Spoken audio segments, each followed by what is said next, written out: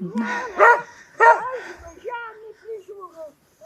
O šitą durnelą, tai nori tik pinigų ir atvažiuoja ir meluoja. Bet jei pinigų negaus už šitą žemę. Kuo tu daugiau rėksi, to aš daugiau vaizdelių įdėsiu apie šitą žmogų. Taip. Arūnas Visockas labai žiaurus žmogus.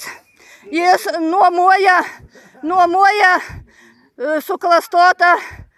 suklastojęs žemės nuomos sutartį, pasirašęs panaudos sutartį, disponuoja suklastotą žemės nuomos sutartimi 4 metus.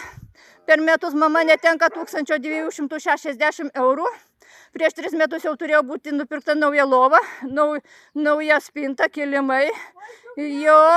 O dabar per 4 metus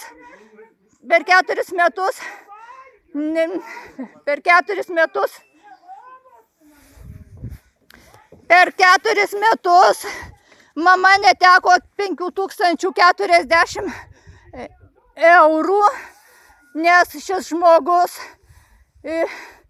nuomoja, disponuoja suklastota sutartimi 4 metus. Aš į šiandien įsikviečiau ir galvojau, susitarsim geruoju, gražiuoju. Šitas žmogus sumokės man pinigus ir mamai bus nupirkta ir lova, ir spinta, ir visi kiti baldai, ir patalinė, nes senam žmogui patalinės reikia labai daug.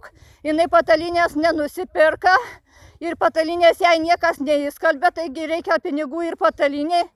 Bet šitas žmogus, Arūnas Visockas, labai elgiasi žiauriai, jis kraunasi pelną iš mano tėvo žemės, jis disponuoja 4 metus suklastotą sutartimi. Ir suklastojęs žemės nuomos sutartį, Arūnas disponuoja 4 metus, laiko labai žiauriomis sąlygomis mama. Žiaurus elgesys su žmogumi.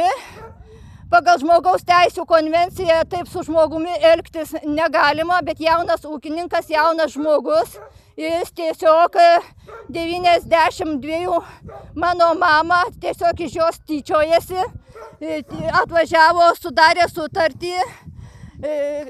Kaip šitas žmogus gali sudaryti sutartį, jeigu mama nesupranta, ką reiškia sutartis, jinai ir dabar nežino, kas yra panaudos sutartis. Jinai absoliučiai nesigaudo apie jokias sutartis nesupranta, nesigaudo, o Arūnas atvažiavo, tiesiog parašė, suklastojo žemės nuomos sutartį, parašė panaudos sutartį, paliko ir išvažiavo ir dabar disponuoja 4 metus ir jie laiko labai žiauriomis sąlygomis.